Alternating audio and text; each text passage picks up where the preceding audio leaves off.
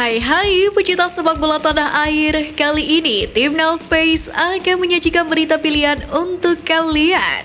Di antaranya, amunisi Timnas U24 tiba, Indra Syafri langsung tancap gas jelang hadapi Uzbekistan. Sintayong beri misi khusus untuk skuad Garuda.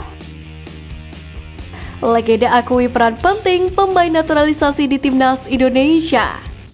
Dan Elkan Bagot bantu Ipswich Town menang comeback atas tim Liga Inggris. Jadi, simak terus berita Timnas Space selengkapnya.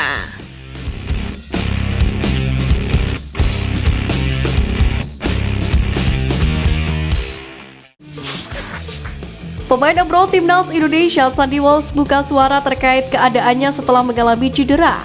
Sebagaimana diketahui, pemain ini mengalami benturan cukup keras ketika berlaga bersama Calvi Bechulan kontra O'Leven pada Sabtu lalu. Hal tersebut membuatnya gegar otak ringan di pertandingan itu, dan sebelumnya keadaan Sandy menjadi teka-teki sebab pihak klub belum memberikan kabar keadaan sang pemain. Namun terbaru, Sandy Walsh buka suara melalui Instagram story pribadi. Dalam keterangan tersebut, saat ini dia sudah mulai pulih setelah insiden tersebut. Dia juga sudah mendapatkan perawatan di klubnya sampai saat ini. Bek kanan Timnas Indonesia itu juga mengabarkan jika dirinya sudah mengikuti sesi latihan bersama klub. Namun dari unggahannya terlihat bahwa dia harus menggunakan perban di bagian kepala. Sandy Walsh sendiri diharapkan segera pulih dari cederanya.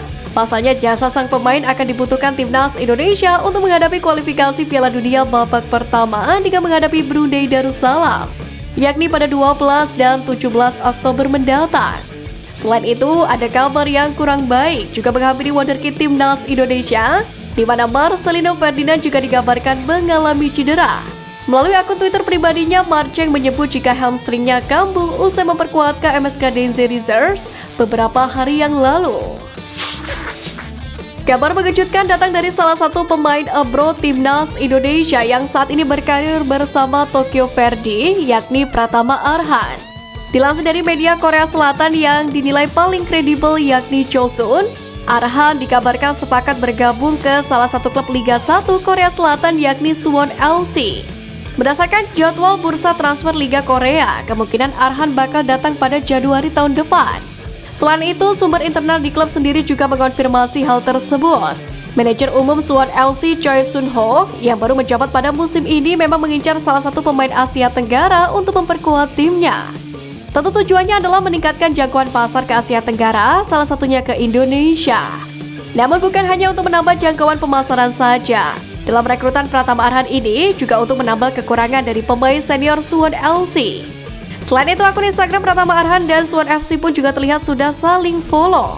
Mengetahui hal tersebut, kompatriot di Timnas Asnawi Mangkualam pun menyambut baik kedatangan Arhan di Liga Korea Selatan.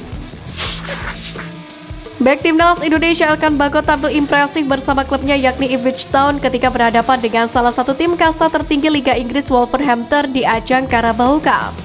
Berlaga di kandang sendiri, pemain berusia 20 tahun itu dipercaya pelatih untuk menjadi palang pintu Ipswich Town. Diduetkan dengan Edmondson, mereka tampil solid selama 90 menit. Di laga tersebut, Ipswich Town mengawali pertandingan dengan kurang mulus, di mana The Tractor Boys dikejutkan dengan gol Hwang Hee-chan pada menit keempat. Lalu pada menit ke-15, Ipswich Town kebobolan lagi melalui gol Totti Gomez.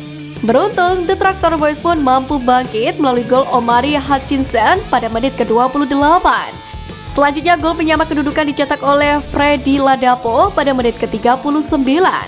Gol kemenangan yang dinanti pun tiba untuk sang tuan rumah, di mana Jack Taylor sukses membuat gol spektakuler pada menit ke-58. Dengan kemenangan ini, Ipswich Town berhasil melaju ke putaran keempat Piala Liga Inggris. Diharapkan penampilan Elkan Bagot bisa membuatnya segera melakukan debut di Liga Champions. Pelatih Timnas Indonesia U24 Indra Syafri buka suara terkait persiapan tim asuhannya untuk menghadapi babak 16 besar Asian Games 2022. Menurut pelatih kelahiran Sumatera Barat itu, para punggawa Garuda Muda siap menghadapi Uzbekistan pada hari Kamis besok. Indra Syafri sendiri menyatakan pemain Garuda Muda yang ada di Hangzhou dalam kondisi 100% fit, termasuk Ramadan Sananta yang baru saja bergabung dengan Timnas Indonesia U24. Sananta baru dilepas Persis Solo setelah fase grup Asian Games 2022 berakhir. Dirinya menegaskan jika ia dan staf pelatih timnas U24 sudah menyiapkan game plan alias rencana permainan untuk menghadapi Uzbekistan. Tak lupa Indra Syafri pun meminta doa dan dukungan dari seluruh masyarakat Indonesia. Ia berharap skuad Garuda Muda bisa mengatasi Uzbekistan. Sebagaimana diketahui, salah satu amunisi timnas Indonesia di ajang Asian Games tiba di Cina. Pemain tersebut tak lain dan tak bukan ialah Ramadan Sananta. Ya, pemain milik Persis Solo ini sebelumnya absen di laga penyisian grup F Asian Games di mana dirinya masih ditahan klubnya karena krisis pemain. Namun akhirnya pihak klub melepasnya karena merasa timnas Indonesia U24 lebih membutuhkan jasa sang pemain untuk menghadapi laga 16 besar Asian Games 2022 ini. Pemain berposisi sebagai penyerang itu tiba di Cina pada Selasa kemarin. Setibanya di sana, Sananta menegaskan kesiapan memperkuat timnas Indonesia U24. Mantan pemain PSM Makassar itu pun juga berjanji bakal memberikan yang terbaik di lapangan. Sebagai tambahan informasi, timnas Indonesia U24 akan menghadapi Uzbekistan pada hari Kamis besok, tepatnya pukul 15.30 waktu Indonesia Barat. Timnas Vietnam menjadi satu-satunya negara dari Asia Tenggara yang gagal di Asian Games 2022. Hang Antoine menjadi sosok yang paling bertanggung jawab atas kegagalan Vietnam U24 lolos dari babak penyisian grup Asian Games 2022 Hangzhou, China. Hujatan berbalut kritik pun masih menghujani sosoknya. Kali ini datang dari salah satu pakar kondang sepak bola lokal Vietnam, Phu Mang Hai. Dirinya menyebut bahwa Hang Antoine itu memiliki kepala seperti batu. Memang pria berusia 55 tahun itu baru saja memberi gelar juara Piala AFF U23 untuk skuad asuhannya. Namun saat ini berbuah kenyataan pilu. Tak heran jika Phu Mang Hai terkesan sangat geram.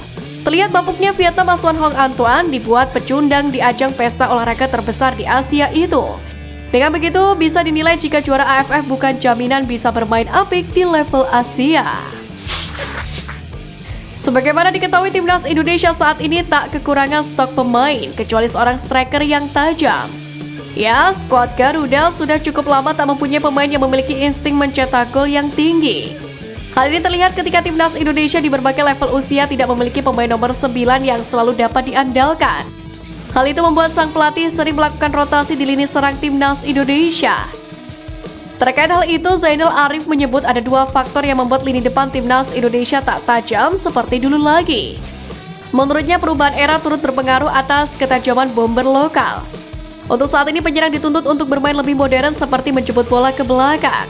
Sementara itu, mayoritas bomber lokal dinilai kurang mengikuti zaman. Selain itu, banyaknya klub lokal yang lebih percaya pada bomber asing turut mempengaruhi menit bermain pemain lokal. Zainal Arif sendiri juga menyinggung terkait pemain naturalisasi timnas Indonesia.